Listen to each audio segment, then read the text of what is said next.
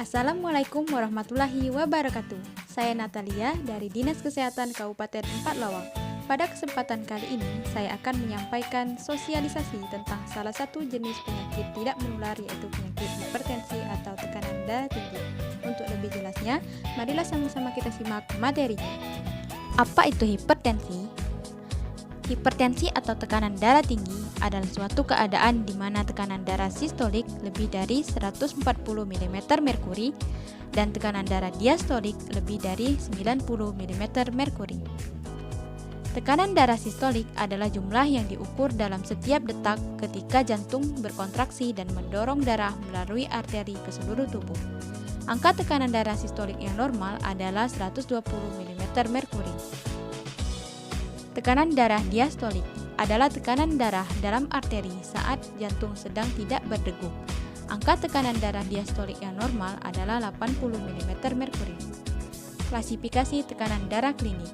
Tekanan darah dinyatakan hipertensi derajat 1 apabila tekanan darah sistolik 140 sampai 159 dan tekanan darah diastolik 90 sampai 99 mm merkuri. Waspada hipertensi. Hipertensi merupakan penyebab kematian utama secara global. Terhitung 10 juta kematian per tahunnya berdasarkan data Global Hypertension Practice Guidelines 2020.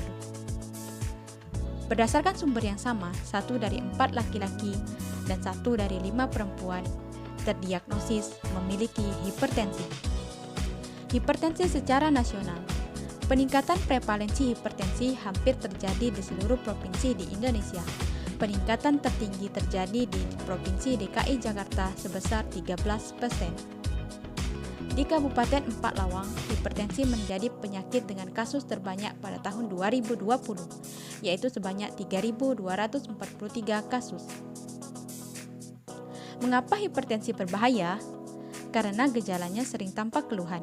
Penderita baru mengetahui setelah terjadi komplikasi. Apabila tidak dikontrol dengan baik, dapat menyebabkan terjadinya komplikasi. Tidak semua penderita hipertensi mengenali atau merasakan keluhan maupun gejala, sehingga hipertensi dijuluki sebagai pembunuh diam-diam atau silent killer. Namun, beberapa penderita hipertensi mengalami keluhan sebagai berikut: sakit kepala, gelisah, mudah lelah, rasa sakit di dada, penglihatan kabur, jantung berdebar.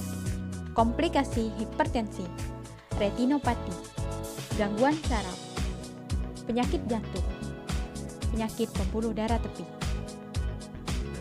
gangguan cerebral atau otak, stroke, dan penyakit ginjal. Banyak sekali komplikasinya. Aku harus berusaha menjaga tekanan darahku agar tetap normal. Semangat! Faktor risiko hipertensi. Risiko yang tidak dapat dimodifikasi. Umur, jenis kelamin, riwayat keluarga atau genetik. Risiko yang dapat dimodifikasi: merokok, obesitas, kurang aktivitas fisik, konsumsi lemak berlebih, konsumsi garam berlebih, konsumsi alkohol, stres, dan dislipidemia. Cara mencegah dan mengobati hipertensi.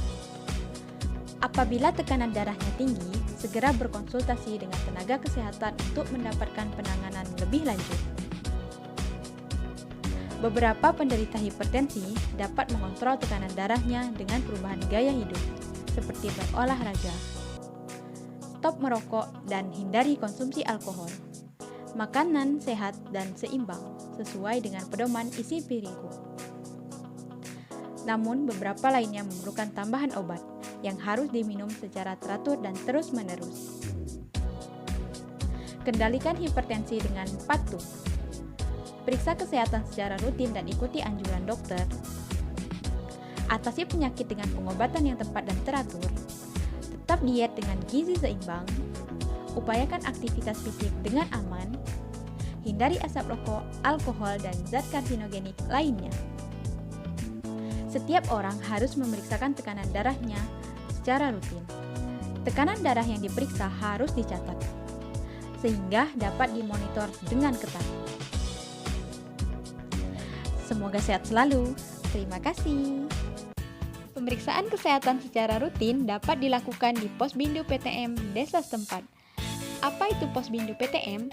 Posbindu PTM adalah kegiatan pengendalian faktor risiko penyakit tidak menular melalui pemberdayaan masyarakat. Di Posbindu PTM terdapat beberapa pemeriksaan, di antaranya pemeriksaan gula darah, kolesterol, asam urat, dan tekanan darah. Yuk, sama-sama kita ke Posbindu. Screening PTM dimulai dari kita. Sekian video dari saya. Semoga bermanfaat. Wassalamualaikum warahmatullahi wabarakatuh.